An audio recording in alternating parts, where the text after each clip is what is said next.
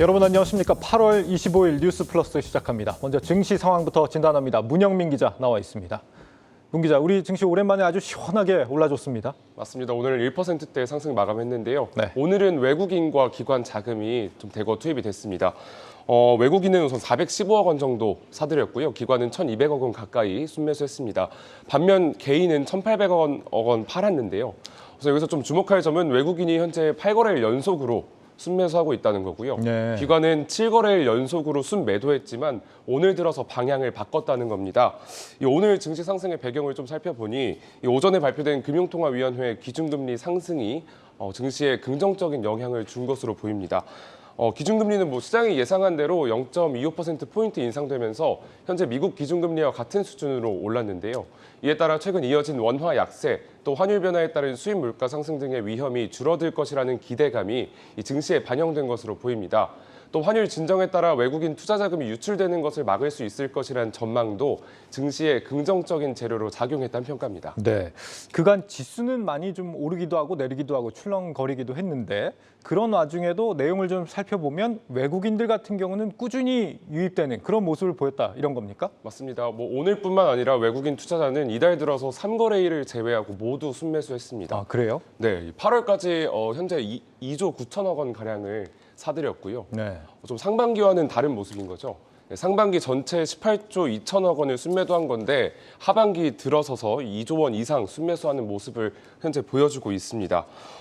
보통 이 통상 외국인은 이 달러화 강세가 지속이 되면 좀 안전자산을 선호하는 경제 위기가 왔다라고 해석을 하고 신흥국 증시에서 자금을 빼는 경향이 있지만 이번에는 좀 달랐습니다. 예. 우리나라 경제 위기에 따른 원화 약세라기보다는 유로화나 위안화 등 주요국 통화 약세에 따라 달러 강세가 이어지고 있기 때문에 외국인이 우리 증시에서 자금을 빼지 않는 것으로 보입니다. 또 경기 침체 우려를 촉발한 유럽의 천연가스 위기는 국내 기업들에게 영향이 제한적일 것이란 골드만삭스 등의 증권가 전망이 나왔는데요. 이러한 이유들로 외국인의 순매수 기조가 현재까지 유지되는 것으로 풀이됩니다.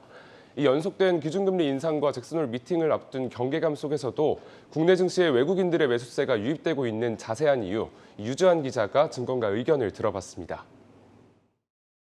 높은 원달러 환율 환경에서도 국내 증시를 사들이고 있는 외국인 투자자들은 한은금통위가 4회 연속 금리 인상을 단행한 오늘도 코스피 시장을 순매수했습니다. 과거 원화가 약세를 보이면 외국인 자금이 이탈해온 공식이 최근 국내 증시에선 적용되지 않습니다. 오태동 NH투자증권 리서치센터장은 원달러 환율이 과거에는 위험 수준으로 여겨진 1,300원 선을 훌쩍 넘어섰음에도 외국인 매수세가 유입되는 것은 고환율이 우리 경제에 심각한 위험 요소가 아니라고 판단한다는 걸 의미한다고 진단했습니다. 지금은 외국인 입장에서 달러와 코스피로 환산해서 이제 외국인의 눈에서 보면 코스피는 굉장히 저평가된 상황이고요. 급격한 위험 자산에 대한 회피 심리가 나오지만 않는다면 한국 증시는 이제 매력적인 구간에 들어왔고.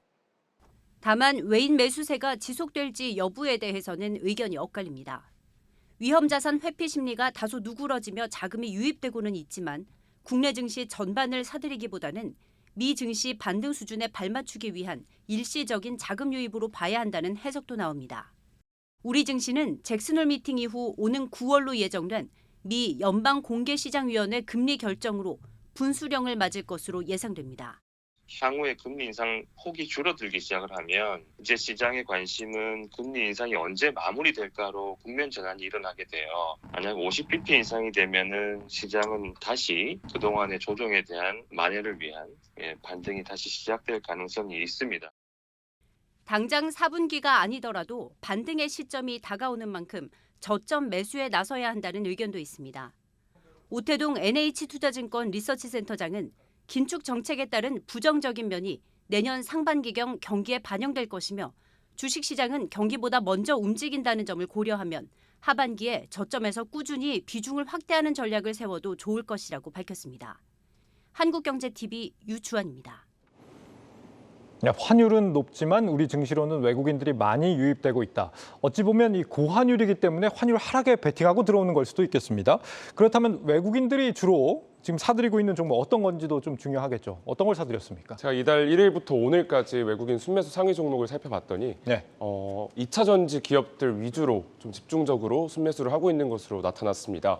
1위는 LG 에너지솔루션으로 5천억 원 이상 현재 순매수했고요. 2위는 삼성 SDI로 4,760억 원 순매수한 상황입니다. 특히 이 외국인은 LG 에너지솔루션에 대해서 지난달 25일부터 한 달간 이거래일을 제외하고 모두 순매수하고 있습니다. 예. 해당 기간 동안 LG 에너지솔루션의 주가는 17.4% 올랐는데요. 이 큰 폭의 상승률을 보여준 거죠. 한편 이 개인 투자는 외국인과 달리 2차 전지 기업을 가장 많이 팔아치우고 있습니다. 개인은 LG 에너지솔루션을 3,600억 원 이상, 삼성 SDI를 2,500억 원 가량 순매도하고 있습니다. LG 에너지 솔루션 2분기 실적도 그렇게 좋지가 않았다면서요. 왜 사들였을까요? 말씀하신 대로 2분기 영업이익 자체는 1,950억 원 정도로 지난해 같은 기간보다 70% 넘게 감소했는데요. 네. 이 외국인은 지난 이 실적 지표보다는 향후 성장성에 크게 베팅하는 모습이었습니다. 이 미국 상원이 최근 미국 내에서 생산된 이 전기차에만 보조금을 지급하는 이 인플레이션 감축법을 통과시키지 않았습니까? 네. 이에 따라 이 중국 등에서 생산된 배터리를 사용한 전기차는 세액공제 대상에서 제외가 되는데요.